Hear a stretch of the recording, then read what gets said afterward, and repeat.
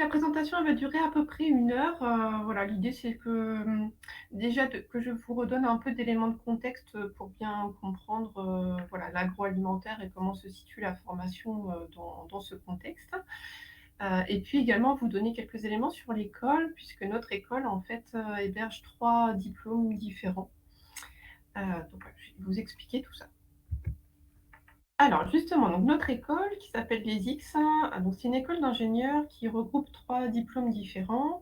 Donc le diplôme d'ingénieur en agroalimentaire qui est donc, situé sur Caen, notamment au campus 2. Le diplôme d'ingénieur en système embarqué, également sur Caen, et puis vous avez un troisième diplôme, génie des systèmes industriels, qui lui est basé sur Cherbourg. Je vais seulement parler bien évidemment du diplôme d'ingénieur agroalimentaire aujourd'hui, puisque je pense que vous êtes là pour ça. Alors la formation, donc sur les 3 diplômes, vous en avez 2 qui se font également par la voie de l'apprentissage, donc dont le diplôme, agroalimentaire. Et donc depuis, le début de notre école, parce qu'elle est relativement ancienne, on a aujourd'hui près de 2 800 diplômés. Voilà, ce qui nous donne aujourd'hui un réseau assez important d'anciens élèves, qui est un atout, pour la formation, que ce soit par exemple pour trouver un stage ou, trouver un premier emploi à la sortie de la formation, puisqu'on a un réseau qui est, assez dynamique sur une plateforme, qui s'appelle, la plateforme Alumni, où, en fait sont inscrits tous les actuels, étudiants, apprentis, enseignants et les anciens élèves et anciens apprentis.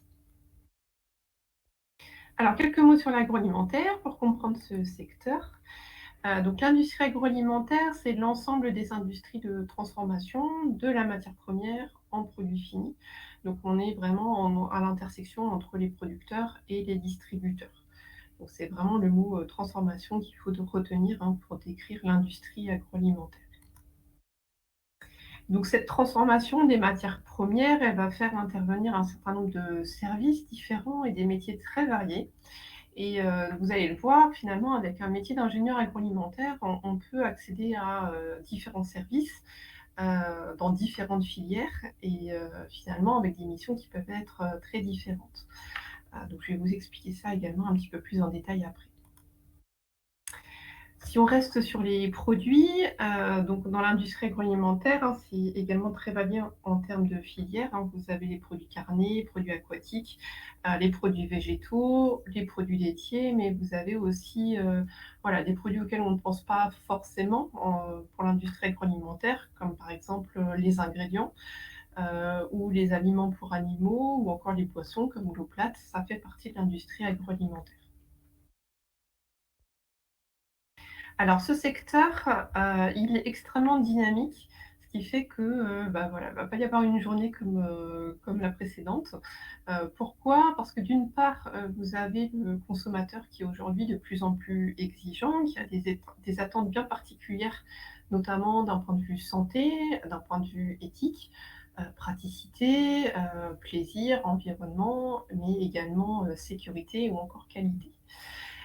Donc voilà, les attentes consommateurs, varient également dans le temps, hein, d'une année sur l'autre, les tendances alimentaires, les attentes vont être, différentes et évoluent. Par exemple, si à un moment T, vous avez une crise sanitaire sur un produit, donc on parle beaucoup en ce moment de pizza surgelée, et bien voilà, ça on voit qu'il y a la tendance après qui évolue par rapport à ça. Donc l'industrie agroalimentaire doit aussi répondre, être en phase avec ces attentes pour, bah, voilà, pour, produire des aliments qui répondent à ça. Également, ce qu'il faut prendre, en compte, c'est la grande distribution, puisque finalement, même si le produit alimentaire va être, in fine consommé par consommateur, le client numéro un de l'industriel, hein, c'est la grande distribution. Heu et cette grande distribution, c'est elle qui impose, le prix d'achat, des marques distributeurs et donc un cahier des charges bien particulier pour ces marques distributeurs et puis des normes qualité aussi qui sont spécifiques. Enfin, le produit alimentaire, c'est un produit qui est vivant, il évolue avec le temps, c'est un produit qui est périssable, donc là encore, hein, d'une production à une autre, vous pouvez avoir des variabilités. Donc c'est un secteur aussi qui est très concurrentiel, hein. Il y a beaucoup d'entreprises et qui est mondialisé, ça je pense que vous le savez, hein. Donc ce qui fait que le besoin d'innovation est aussi, très, très important dans ce secteur-là. Donc je vous disais, l'industrie agroalimentaire, elle fait intervenir un certain nombre de services différents, donc je vous les ai notés ici. Donc vous avez les services maintenance, recherche et développement, qualité, logistique, marketing ou encore production. Nous, dans le cadre de notre formation, donc ingénieur agroalimentaire, il faut savoir qu'avec cette formation, vous pouvez accéder à, différents, services qui sont indiqués ici. Et notamment, donc nos anciens étudiants apprentis vont, en particulier dans le service production, qualité et recherche et développement. Donc voilà, c'est ce que je vous indiquais ici, hein, finalement. Donc recherche et développement, l'objectif, bah, ça va être de développer de nouvelles recettes ou de modifier des recettes existantes, justement pour répondre aux attentes de consommateurs. La qualité, ça va être, les missions de l'ingénieur, ça va être de garantir la conformité sanitaire et réglementaire du produit. Et dans le service production, le rôle de l'ingénieur agroalimentaire, ça va être d'organiser toute la transformation du produit. Quelques éléments, chiffrés sur cette industrie. Donc c'est le premier secteur industriel français, hein, donc en termes de recrutement, en général les jeunes diplômés n'ont pas de mal à trouver un premier emploi, hein. Je vous montrerai à l'issue de la formation, l'insertion est très bonne. Effectivement, d'un point de vue au niveau national, il y a à peu près plus de 400 000 salariés et 18 000 entreprises et le tout en excédent commercial. Donc voilà, c'est un marché qui, comme je vous le disais, est très dynamique. D'un point de vue plus restreint, cette fois-ci au niveau régional, donc on est implanté dans une région où vous avez, également beaucoup d'usines de transformation agroalimentaire. Ça représente à peu près 25 000 salariés. Donc, dans notre région, c'est principalement des industries du lait, l'industrie de la viande également et puis, d'autres types de produits comme par exemple, les entreprises, de production cidricole. Donc la Normandie, c'est la première région française pour les fromages au lait de vache, hein. Ça représente presque un quart de la production nationale, notamment grâce au camembert. Également le beurre et la crème, ça représente 30 de la production nationale. Et puis ce qu'on ne pense pas forcément de prime abord, ce sont les poireaux, les navets, les pommes à cidre, hein, donc tous les produits cidricoles qui en découlent, les coquillages. Et là encore, ce qui est moins évident, mais la région Normandie, c'est également la première région pour la transformation du thé, du café et du cacao. Et c'est également la deuxième région française en ce qui concerne la viande bovine, les carottes et tout ce qui est activité maritime, donc la pêche. Quelques exemples de marques qu'il y a dans notre région. Voilà, pour vous illustrer un petit peu toute cette diversité en termes d'industrie agroalimentaire normande. Donc vous avez à la fois des industries de produits végétaux, hein, vous retrouvez Fleurette par exemple. Vous retrouvez produits laitiers, donc Danone, Grain d'Orge, Lactalis, Elevir, etc. Vous retrouvez le cacao Barry. Voilà, je ne vais pas tous vous les citer, hein. Vous retrouvez aussi Charal, voilà, je vous cite essentiellement voilà, des marques qui sont les plus connues. Et puis vous avez aussi Cristalline, par exemple, pour le secteur boisson. Et pour la biscuiterie, bah, vous avez par exemple Biscuiterie de l'Abbaye. Alors maintenant, on va rentrer dans le vif du sujet avec notre formation donc, d'ingénieur en agroalimentaire à l'ESIX. Donc cette formation, elle est relativement ancienne et a évolué bien évidemment avec le temps, hein. En fait, l'école existe depuis les années 60 et voilà, c'est petit à petit diversifié en termes de filières enseignées dans cette formation. Donc aujourd'hui, c'est une école qui est multifilière, qui traite à la fois des produits carnés, végétaux, laitiers et produits aquatiques. Donc ce qui permet d'avoir voilà, une facilité aussi à la sortie de la formation pour aller travailler dans la filière de votre choix. C'est une formation qui dure 3 ans, donc sous statut étudiant ou apprenti. Donc les ingénieurs sont spécialisés à la fois en production, qualité, sécurité, développement, commerce, achat, distribution, logistique, des produits alimentaires, ce qui permet d'accéder donc aux différents services que je vous ai mentionnés tout à l'heure. Donc les différents secteurs d'activité, c'est également ce que je vous indiquais, hein, donc les 4 grandes filières, auxquelles s'ajoutent également des enseignements sur l'alimentation santé et l'alimentation animale. Donc comme, l'industrie agroalimentaire doit répondre, aux attentes des consommateurs et doit innover en permanence et doit s'adapter, la formation, elle aussi, s'adapte, hein, à tout ceci. Donc on prend en compte, hein, les enjeux actuels et futurs, du secteur agroalimentaire, notamment en nutrition santé, en sécurité alimentaire, en développement durable et tout ce qui concerne les nouveaux modes de consommation. C'est une formation de terrain, qui est très orientée vers l'entreprise. Effectivement, le lien est très important avec le monde, professionnel sous différents aspects. Vous avez déjà des professionnels qui font partie des conseils, de l'école, hein, qui peuvent, à ce moment-là, donner leur avis sur le contenu de la formation et son évolution. Les entreprises aussi accueillent, dans le cadre des projets, notamment projets tutorés, lors des stages ou lors de l'apprentissage, également. Et puis on a aussi des professionnels qui viennent, qui interviennent, hein, dans le cadre d'enseignements bien spécifiques, notamment en deuxième et troisième année. En plus des professionnels, voilà, issus d'industries agroalimentaires, il y a également beaucoup d'enseignants-chercheurs de l'université, qui ont des activités dans le cadre de leur recherche dans des laboratoires, voilà, sur aussi, cette thématique agroalimentaire. Moi, par exemple, je suis enseignant-chercheur, et en termes de recherche, je travaille dans un laboratoire de microbiologie alimentaire.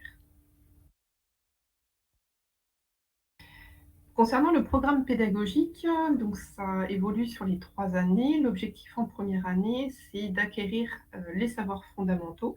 Donc on va revoir un certain nombre de bases qui vont être, indispensables pour comprendre les spécificités des filières, et des technologies. En deuxième année, l'objectif est de perfectionner, ces savoirs, vers des savoirs appliqués et en troisième année, c'est le développement du savoir-faire, et du savoir-être. Alors en première année, quelques exemples de matières, en termes de, voilà, remise à niveau puisque finalement les étudiants qui arrivent chez nous, proviennent d'horizons assez divers. Ça peut être des licences, des DUT, ou encore des BTS ou encore des prépas. Donc c'est important qu'au début de l'année, on revoie un certain nombre de bases, notamment de biologie, de mathématiques, de chimie, de français ou encore d'informatique pour, voilà, que tout le monde soit au même niveau. Donc ces bases générales, c'est un peu, voilà, comme une harmonisation finalement, hein, du niveau des étudiants qui arrivent.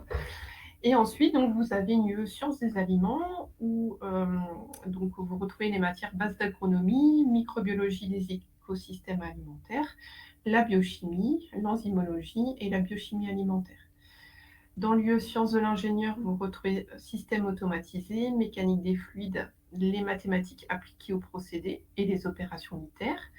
Et puis, vous retrouvez l'UE compétences informationnelles et managériales que vous retrouverez également en deuxième année, dans lequel vous avez les enseignements de management de projet. Dans le cadre, dans ce cadre-là, se font des projets tutorés, je vais vous en reparler juste après. Également l'insertion professionnelle, la rédaction scientifique et l'ouverture culturelle et internationale. Donc derrière cela, en fait, c'est le choix d'une LV2 ou d'un engagement étudiant qui peut être valorisé. Et dernière UE, génie industriel alimentaire, dans lequel vous allez retrouver les opérations unitaires et procédés, la métrologie et la visite de sites industriels. En deuxième année, vous retrouvez une UE technologie et ligne de fabrication des quatre par contre, filières, donc laitiers, végétaux, carnés et aquatiques. Une UE qualité et sécurité environnement, dans lequel vous allez retrouver des matières de démarche qualité en entreprise, qualité des produits alimentaires et de nouveau des mathématiques appliquées à la qualité. Dans l'UE compétences informationnelles et managériales, donc comme en première année, vous retrouvez les langues, donc LV1 qui reste l'anglais, une ELV2 ou un engagement étudiant. Concernant l'anglais, c'est une langue qui est obligatoirement prise en LV1 puisque, comme tout diplôme d'ingénieur, en fait, il faut valider le TOEIC pour, en fait, avoir le titre d'ingénieur. Donc ça, c'est très important. C'est pour ça qu'on vous accompagne sur les 3 ans avec, cette matière, et un entraînement avec des TOEIC blancs parce que, voilà, même si vous avez 18 de moyenne dans les autres, UE, si vous ne validez pas le TOEIC, votre diplôme est gelé. Donc c'est le cas pour toutes les écoles d'ingénieurs, hein. C'est obligatoire. Donc c'est pour ça qu'on essaie de vous aider au mieux. Dernière UE de cette année, la gestion et l'organisation de l'entreprise avec, voilà, des éléments de gestion, de droit, de management des organisations et de nouveau des visites de sites. En troisième année, vous avez donc, 2 UE, l'entreprise et filière de demain et l'innovation dans l'alimentation. Alors, l'innovation en elle-même, elle démarre, enfin ce type d'enseignement démarre dès la fin de la première année, hein. Bien évidemment, on n'attend pas la fin de troisième année pour vous parler d'innovation. Là, c'est plus une, comment dire? Une spécialisation, hein, un approfondissement en troisième année. Alors, il y a beaucoup de mise en situation, à la fois individuelle et en équipe sur les 3 années. Elle diffère légèrement entre le statut apprenti et étudiant puisque bien évidemment, comme les apprentis sont, en alternance dans leur entreprise, voilà, le fonctionnement est un peu différent. Donc pour les apprentis, donc en première année, ils passent 26 semaines en entreprise et petit à petit, ce temps est allongé jusqu'en troisième année, donc de 26 à 40 semaines en troisième année. Et ils réalisent également un projet tutoré. Donc en première année, c'est un projet qui se fait en groupe, dont l'objectif est vraiment de s'initier aux outils de gestion de projet. C'est également le cas pour les étudiants, également en groupe projet tutoré. En deuxième année, les apprentis ont un projet en entreprise, en individuel. Voilà, confidentialité oblige, comme c'est dans leur entreprise, ils sont seuls. En troisième année, c'est un projet qui se fait dans l'école, en équipe et c'est un projet technologique, donc un développement d'un produit innovant. Pour les étudiants, donc l'immersion en individuel se fait au travers d'un stage et dont la durée va également s'allonger au fur et à mesure de la formation. Donc en première année, elle dure, 1 à 2 mois. La deuxième année dure 2 mois et la troisième année, ça dure 6 mois. Donc la première année, c'est un stage opérateur. L'objectif ici, c'est de découvrir les missions des personnes que vous encadrerez en fait à la sortie de la formation, pour comprendre les difficultés et les missions associées à ces types de postes. En deuxième année, c'est un stage à thème, hein, donc vous avez déjà une petite mission ingénieur. Et en troisième année, c'est vraiment une problématique ingénieur qui dure 6 mois. Concernant les projets tutorés, donc comme je vous le disais pour les étudiants en première année, c'est vraiment l'initiation aux outils de gestion de projet, je vais vous en reparler juste après. En deuxième année, c'est un projet technologique, donc sous le même format que ce que font les apprentis en troisième année. Et donc en dernière année pour les étudiants, c'est un projet immersion avec une problématique industrielle, c'est-à-dire que là, vous allez être en petit groupe de 2-3 personnes au maximum et voilà, il y a une problématique à porter pour une entreprise et durant la phase de ce projet, vous devez répondre à cette problématique. Donc justement, je vais aller un petit peu plus en détail sur, ces projets tutorés puisque c'est, voilà, c'est aussi le cœur de notre, formation. C'est, la pédagogie de projet est importante pour nous. Donc il y a un projet par année, comme vous avez pu le voir, et ça permet, tout au long de ces 3 années d'acquérir et d'avoir des bases solides en termes de conduite de projet.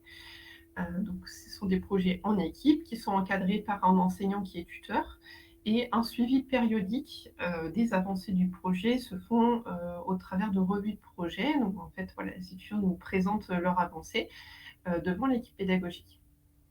Donc à chaque, projet, vous avez une évaluation, hein, qui est en face, donc vous avez au moins 2 crédits qui sont associés, au projet tutoré par année. Quelques exemples, donc pour les projets de première année, c'est, donc comme en première année, c'est vraiment acquérir les bases, des outils de gestion de projet. Là, on vous confie plutôt un projet de communication, sur un sujet de l'agroalimentaire. Donc là, vous avez quelques exemples des années passées. Donc ça se passait sur plusieurs jours. Ça s'appelle donc la méga grosse semaine. Donc en fait, sur plusieurs jours, chaque groupe, d'étudiants, donc il y a 3 à 4 groupes chaque année. En fait, ça correspond au groupe TP. Chaque groupe, TP a un sujet qu'il doit développer et arriver sur, la réalisation d'ateliers ludiques pour un public cible particulier. Donc par exemple, il y a 2 ans, c'était des ateliers pour, des enfants d'une part et pour des lycéens d'autre part. Donc sur différents thèmes. Il me semble que, par exemple, vous aviez un thème sur, l'alimentation durable. Donc vous voyez, on part simplement d'un cadre en début d'année et on laisse finalement carte blanche aux étudiants pour, créer ces ateliers. Donc forcément, il y a une phase de bibliographie et puis de réalisation, hein, pour avoir des ateliers les plus constructifs, ludiques pour le public cible et adaptés évidemment. Donc il y avait aussi un thème sur, moins de gaspillage, voilà, réduction de, la consommation de viande, et cette année, pour vous donner des exemples, donc cette année, le public cible, ce sont des étudiants de licence, de deuxième année de licence, donc licence sciences pour la santé. Donc on a 3 groupes TP cette année, donc 3 sujets différents. Donc vous avez notamment, un groupe, donc qui doit faire des ateliers durant 4 heures sur la fermentation, d'une façon ludique. Donc par exemple, ils ont choisi la réalisation d'un escape game pour expliquer, la fermentation aux étudiants. Vous avez un autre sujet qui est, la durabilité des ressources qu'on a reproposé cette année parce que le public cible était différent. Et puis on a aussi donc le dernier projet, qui doit en fait parler de la reformulation des produits dans le cadre de l'information des consommateurs. Puisque aujourd'hui, comme je vous le disais, les consommateurs, ils sont de plus en plus, conscients et intéressés de ce qu'ils mangent, hein, donc ils font très attention à, par exemple, l'étiquetage ou, vous avez beaucoup d'outils comme Yuka et cetera. Et pour répondre aux attentes, de l'amélioration des produits, les industriels donc, refont, progressivement une reformulation des produits qui existent. Donc au travers de voilà, de ces 4 heures ateliers, les étudiants doivent montrer aux licences comment l'industriel peut reformuler un produit, par exemple pour améliorer un Nutri-Score. Alors en deuxième et troisième année, donc pour vous parler des projets technologiques, donc là l'idée c'est de développer un produit alimentaire ou un procédé qui est innovant. Donc là, normalement, vous avez déjà les bases d'outils de gestion de projet. Donc là, l'idée, c'est de les consolider. Donc au début d'année, en fait, ça part d'une proposition, d'une idée, d'un aliment innovant qu'ils souhaitent développer. Donc l'équipe pédagogique retient une idée parmi 3 qui sont proposées et puis, petit à petit, donc voilà, vous avez déjà une première phase, bibliographique, hein, pour voir, qu'est-ce qui peut être fait pour développer ce produit et rapidement, voilà, une réflexion sur, la planification des essais et la réalisation d'un prototype qu'ils nous présentent à la fin de l'année.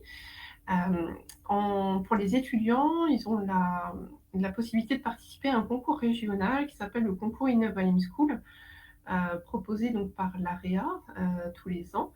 Et chaque année, donc vous avez une ou 2 équipes de l'école qui sont récompensées. Cette année, donc il a eu lieu, il y a 15 jours, ce concours.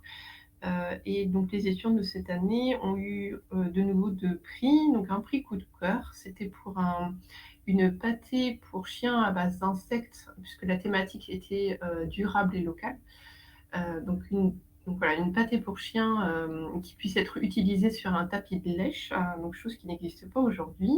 Et puis vous avez le premier prix qui a été obtenu pour, donc les étudiants ont développé des saucisses à base d'abat, qui n'existent pas non plus. Donc voilà, encore voilà, une idée de projet innovant. Concernant les apprentis, donc je vous le disais tout à l'heure, ça se fait plutôt en troisième année, mais l'idée est la même, hein, on part d'une idée et on arrive sur une réalisation produit. Concernant les projets immersifs avec une problématique industrielle, donc là, en ce qui concerne les étudiants, ça se fait en troisième année, c'est un contrat avec une entreprise. Il y a sur les différentes équipes, une qui a la possibilité de participer au concours Ecotrophélia, c'est un concours national. Donc une seule parce que tout simplement, faut vraiment que ce soit une volonté de l'équipe dans le sens où la quantité de travail est beaucoup plus importante, hein, puisque dans le cadre de ce concours, vous avez voilà, un certain nombre de livrables qui sont demandés en plus de ce qu'on demande habituellement nous dans l'école. Donc voilà, je vous ai mis quelques exemples de ce qui avait pu être obtenu donc au concours de 2020. On a eu par exemple une mention spéciale, c'était pour un produit donc fait à base de bœuf et de fromage normand. Concernant les apprentis, donc ça se fait en deuxième année dans leur entreprise, comme je vous le disais tout à l'heure, pour des raisons de confidentialité. Donc là, c'est l'entreprise dans laquelle ils sont en apprentissage qui a une problématique à intenter et qui donc donne cette mission sur l'année à l'apprenti. Donc en plus des projets tutorés, il y a également des mises en situation dans des locaux, voilà, un peu particuliers, notamment l'espace technologique agroalimentaire qui se situe également sur le campus 2.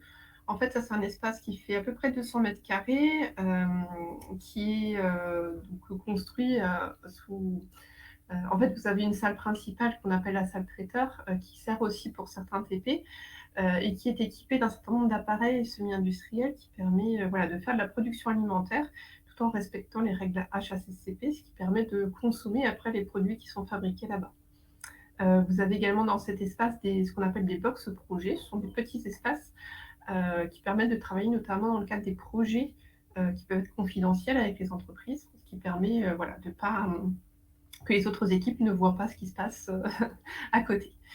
On dispose également, dans le cadre de partenariats, de halls technologiques spécifiques filières, notamment produits carnés, produits végétaux et produits laitiers.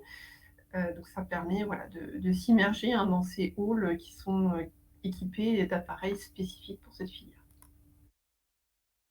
Vous retrouvez également des travaux pratiques un peu plus classiques, je dirais, en tout cas en ce qui concerne les salles. Donc on dispose d'une salle de TP microbiologie, puisqu'on a des enseignements de microbiologie, et également une salle d'analyse biochimique, donc une salle un peu, voilà, classique également, hein, équipée de Sorbonne. Et puis, on utilise aussi dans le cadre de ces TP, de nouveau l'espace technologique agroalimentaire, puisque dans cet espace, il y a une salle d'analyse, où on retrouve par exemple des appareils pour décrire la composition du lait, par exemple, avec ce que vous avez en photo ici, ce qu'on appelle un milkoscan. Ça vous permet de quantifier la quantité de matière grasse, de lactose, l'extrait sec, etc., que vous avez dans un lait. Donc on réalise également bien évidemment des visites d'entreprise et des visites de salon. Donc en général, les premières années vont visiter le marché de Rungis. Donc on emmène également les étudiants sur le salon du CIAL et du CFIA. Voilà. Après, effectivement, les dernières années avec le Covid, ça a été un peu plus problématique puisque les entreprises ont été un peu plus frileuses à l'idée d'accueillir des groupes importants, mais ça commence à revenir petit à petit. Le réseau alumni, je vous l'ai mentionné au début, puisque je vous disais qu'on a maintenant, depuis l'existence de l'école, un réseau assez important d'anciens élèves, qui sont aujourd'hui industriels. Et donc, ce réseau qui est actif vous permet aussi de trouver un stage, un emploi à la sortie de l'école. Donc voilà, ça permet aussi de vous aider quand vous êtes dans l'école, mais aussi à la sortie de l'école. Concernant l'international, donc cette école elle reste ouverte à l'international, puisque c'est aussi une demande de la commission des titres d'ingénieur, donc qui a labellisé les X. Donc sous statut étudiant, sur les 3 stages qui sont à faire durant la formation, un stage est obligatoirement à faire à l'étranger. Donc on le propose plutôt en deuxième année. Puisque en fait, en deuxième année, de par la durée du stage, on peut bénéficier d'aides financières de la part de l'université. Donc c'est aussi l'avantage d'être hébergé par l'université de Caen, c'est que vous bénéficiez des aides financières, mais aussi de tous les dispositifs, notamment le dispositif interuniversitaire, donc les échanges qu'il peut y avoir avec d'autres universités. Ce qui fait que les échanges sont beaucoup plus faciles, alors que ce soit pour un semestre ou pour une année. Donc notamment les Erasmus+, ou les dispositifs interuniversitaires.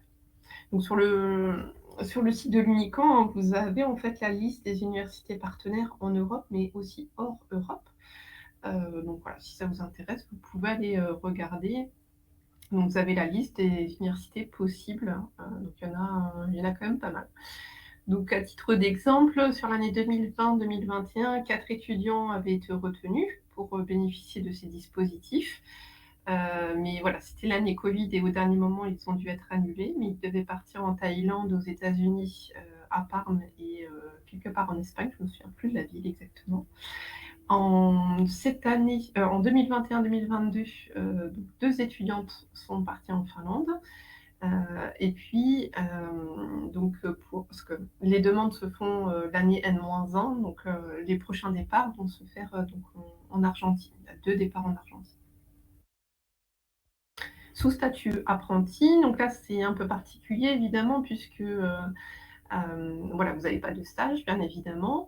Donc ce qu'on a mis en place, ce sont, des semaines d'université d'été à l'étranger pour les promotions de première et deuxième année qui se font sur le temps école. Donc en 2020, ça s'est fait, donc en Italie. C'est une alternance de cours, en anglais et de visite d'entreprise. Donc ce sont des cours qui sont complémentaires de ce qui peut se faire à l'ESIX. Et puis en plus de cela, donc on incite fortement les entreprises à, laisser partir les apprentis, à l'étranger pour une durée de 4 à 10 semaines suivant les possibilités, hein. Ça dépend de la taille de l'entreprise, ça dépend du groupe, voilà, c'est très variable, hein. Il y en a qui ne peuvent pas partir, hein, mais voilà, ça reste une incitation. Concernant les langues étudiées à l'ESIX, donc je vous disais la LV1, c'est l'anglais obligatoirement, et en LV2, donc vous avez le choix entre plusieurs langues.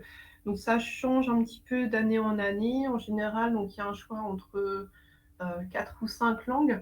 Et pour chacune, alors il y en a certaines où c'est forcément un niveau débutant, donc une découverte d'une nouvelle langue.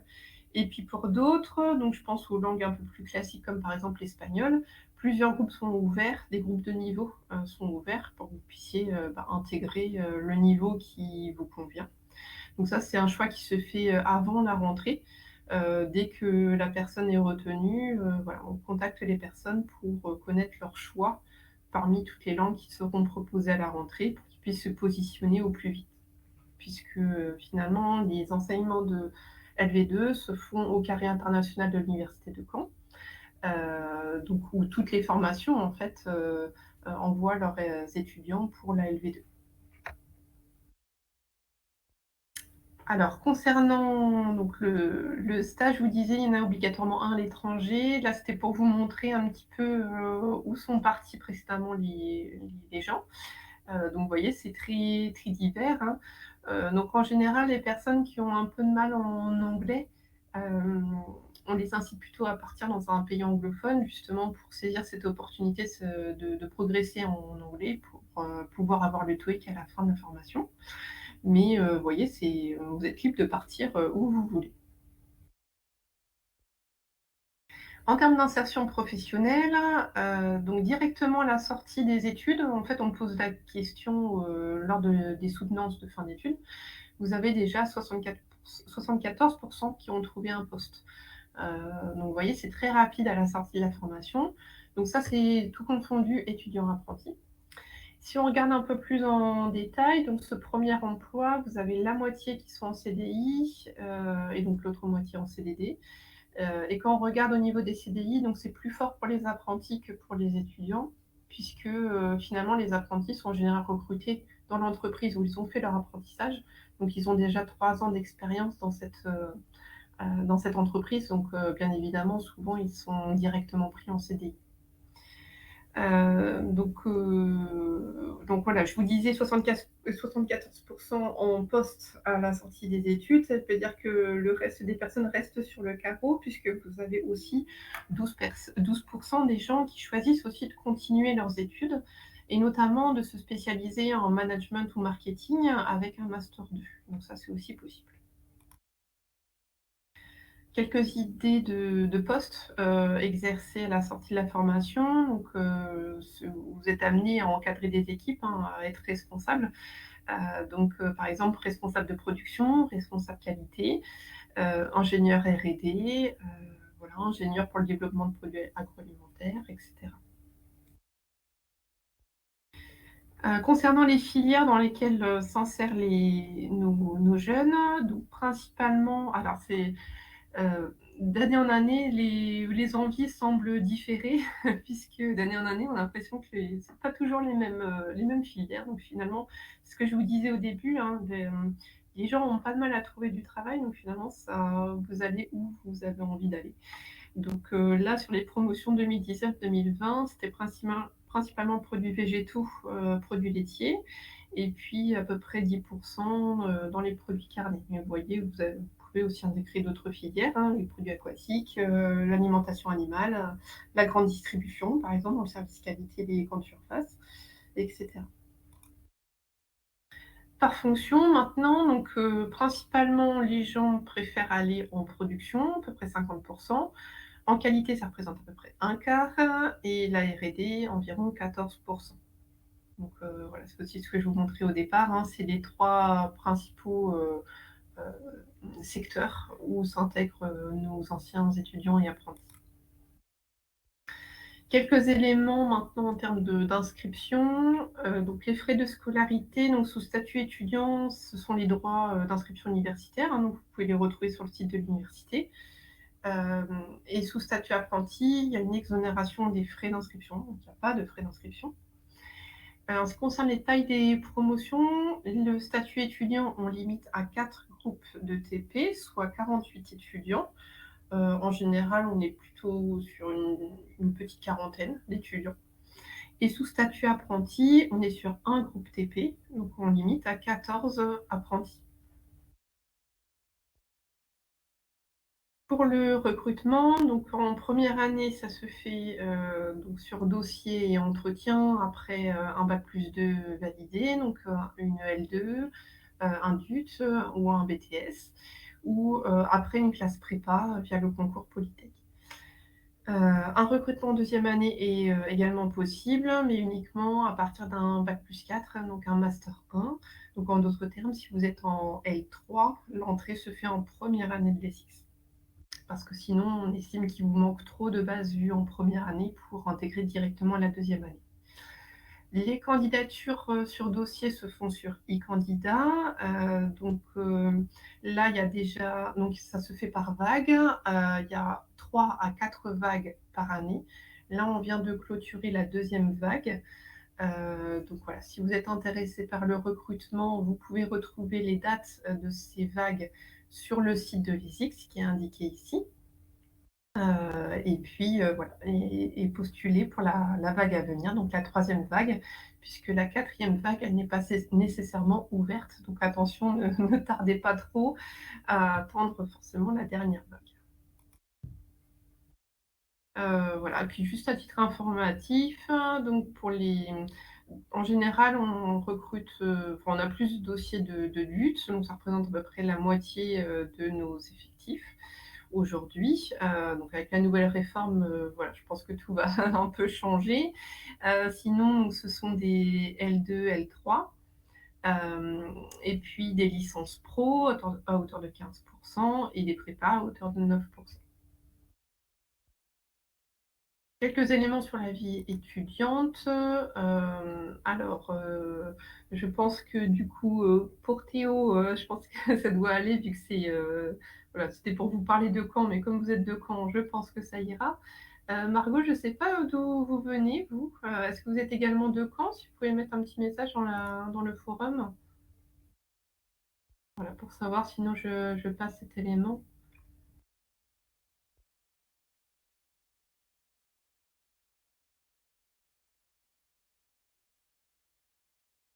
D'accord, vous venez de Bretagne. Alors effectivement, alors vous avez aussi la mer, mais nous aussi. Et puis donc effectivement, la proximité de la mer, hein, donc c'est aussi un avantage pour tout ce qui est filière produits aquatiques. Et puis voilà, on est à proximité de Paris, donc à 2 heures de Paris, donc c'est aussi un avantage par rapport à ça. Donc c'est une belle région, la Bretagne c'est une belle région aussi, mais la Normandie c'est une très belle région aussi. En termes de vie étudiante, donc il y a plusieurs associations et clubs qui existent, notamment au sein de l'école. Donc vous avez le BDE, donc le bureau des étudiants, mais vous avez aussi donc plusieurs clubs, notamment un club d'œnologie, un club de théâtre, des activités sportives qui sont organisées. Donc c'est assez vivant, hein. Donc ce bureau des élèves, il est animé en fait par des étudiants en général de première et deuxième année, à la fois de la formation agroalimentaire, mais aussi de la formation mécatronique. C'est un BDE commun, puisque comme les deux formations sont sur le même site, voilà, ça permet aussi de rencontrer les autres étudiants de l'école. Voilà et puis, bon, bah, les portes ouvertes sont déjà passées, donc j'aurais dû enlever «Venez vous nous voir». Bon, bah, après voilà, après si vous souhaitez, participer, enfin faire le recrutement, donc déposer un dossier, pour les personnes qui seront retenues comme les entretiens se font en visio cette année, aux personnes retenues, on proposera une visite sur site, avant l'été pour, voilà, rencontrer les étudiants, visiter les locaux, échanger avec les enseignants. Donc c'est pas trop tard, il y a toujours une visite de prévue. Voilà, donc si vous manquez des informations, voilà, on peut échanger juste après. N'hésitez pas à poser des questions dans le forum. Et puis vous avez également sur le site, de l'ESIX, un certain nombre, d'éléments complémentaires, la plaquette, voilà, les dates, des recrutements. Vous disposez aussi du lien pour faire la visite virtuelle, de l'espace technologique agroalimentaire dont je vous ai parlé. Donc n'hésitez pas à aller voir, vous pouvez faire ça. Et puis voilà, si vous avez des questions, plus spécifiques, vous avez également les coordonnées, de la directrice du département agroalimentaire affichées ici si voilà, pour poser vos questions. Voilà, donc je suis à votre disposition si vous avez des questions. N'hésitez pas à les mettre dans le forum. J'espère que c'était clair, que j'ai répondu à vos questions.